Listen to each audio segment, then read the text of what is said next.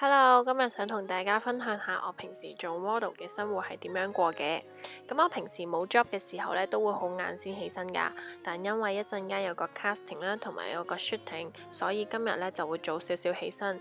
其實10點半呢，鬧鐘已經響咗噶啦。不過呢，我仲係有賴床嘅習慣，所以望一望手機又繼續瞓啦。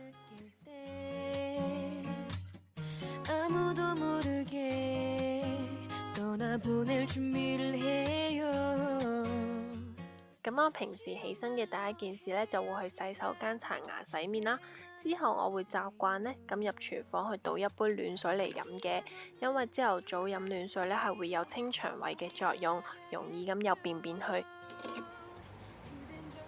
之後我都會好習慣咁 check 下 message，search 下今日 casting 嘅地址，同埋我都會 check email 睇有邊個 send 啲重要嘢俾我啊嘛。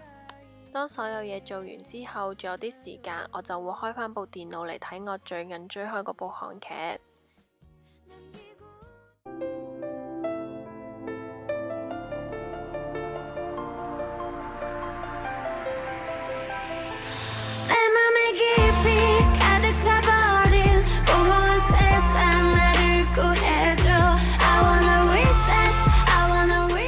話咁快就1點鐘啦，係時候化妝出去，因為一陣3點鐘約咗去睇牙醫，所以呢要早少少出門口。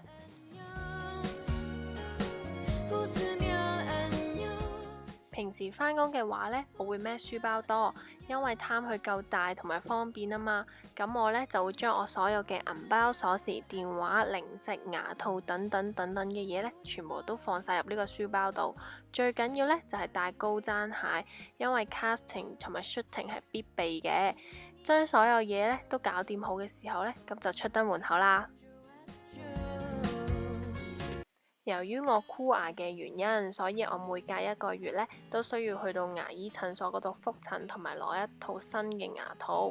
咁其實我已經箍咗3個月噶啦，仲有半年呢，成個療程就完成咗啦。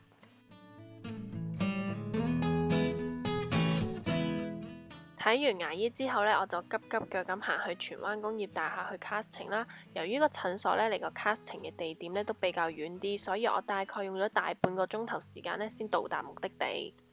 其實每次 casting 嘅時間長短呢都唔同嘅，但係因為今次嘅 casting 呢就比較簡單啲，所以大概用咗10分鐘呢就搞掂啦。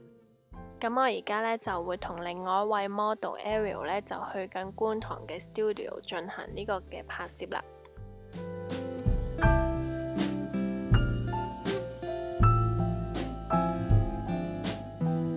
咁我化完妝之後呢，就到 Ariel 化妝啦。咁佢今次呢就會有2個造型啦，其中一個呢就係比較成熟啲嘅，咁另外一個呢就係比較玩味風格重少少嘅。